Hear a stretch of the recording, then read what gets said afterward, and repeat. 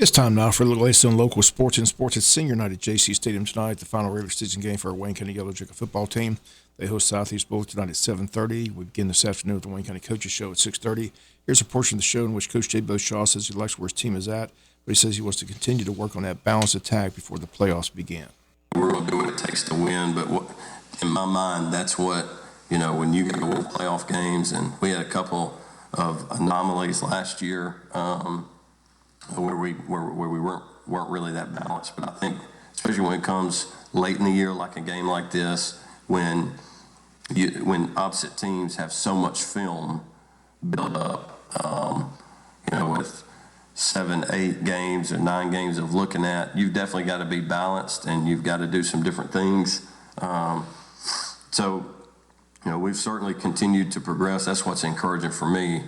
You've constantly, at least for us and the staff, we have constantly seen each week, this thing get better and better and better, from receiver play to quarterback play to protection to, certain things in the RPO game.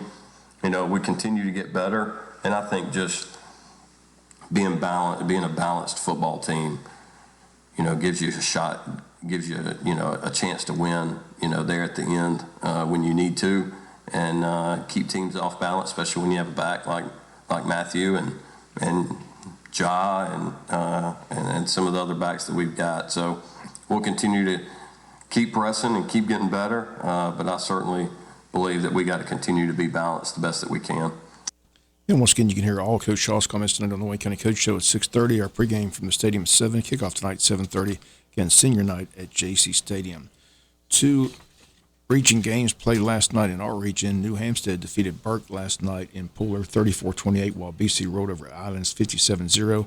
With New Hampstead's big win at home, the number 2 spot is a 3-way tie, and it goes to point differential between the 3 teams.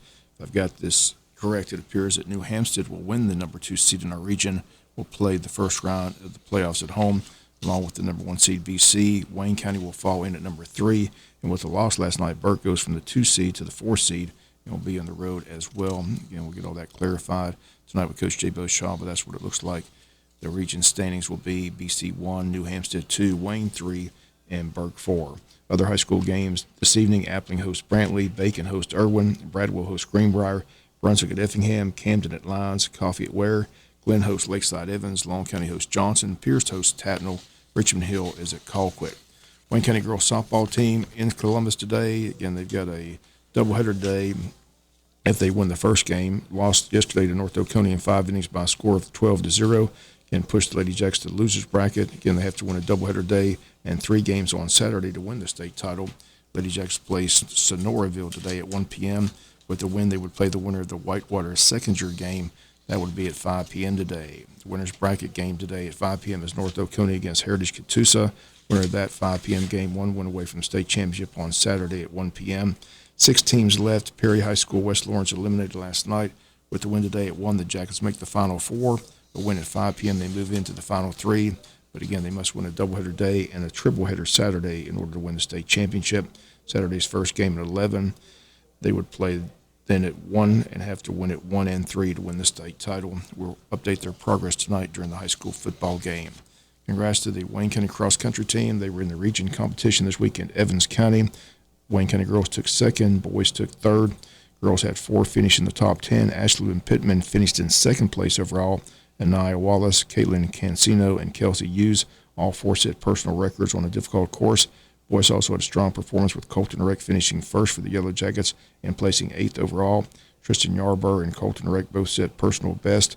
Reck, Yarborough, as well as Jet Townsend and Samuel Steele ran sub-20 times at the tough event. And the Jackets now travel to Carrollton next week to compete at the state event. College football, a big win in front of a great crowd last night in Statesboro as the Eagles rover Georgia State. Final score, Georgia Southern 44, Georgia State 27. This Saturday's the annual clash down in Jacksonville with the Dogs and Gators at 3:30. Kickoff on CBS. Dogs a 2-touchdown favorite. First game for the Dogs without their star tight end Brock Bowers should be an interesting game Saturday in Jacksonville. Other games of interest: FSU and Wake Forest. Texas A&M hosts South Carolina. Kentucky battles Tennessee. Notre Dame has a date with Pitt. Auburn against Mississippi State. Ohio State plays Wisconsin. Oregon against Utah. Clemson, NC State, Ole Miss, and Vandy, and UCLA plays Colorado. NFL football this Sunday, Falcons at Tennessee. It's a 1 p.m. kickoff here on FM 105.5. Jacksonville Jaguars travel to take on the Pittsburgh Steelers. That game also a 1 p.m. kickoff. That game on AM 1370. World Series set to begin this weekend between the Texas Rangers and the Arizona Diamondbacks. Game 1 Saturday night in Texas. In 8U soccer, the championship was decided last night in the rec league. Again, the champions are Gundas. They defeated Ward by a score of 2-0. Ward finishes runner-up. And that's going to do it for the latest in local sports.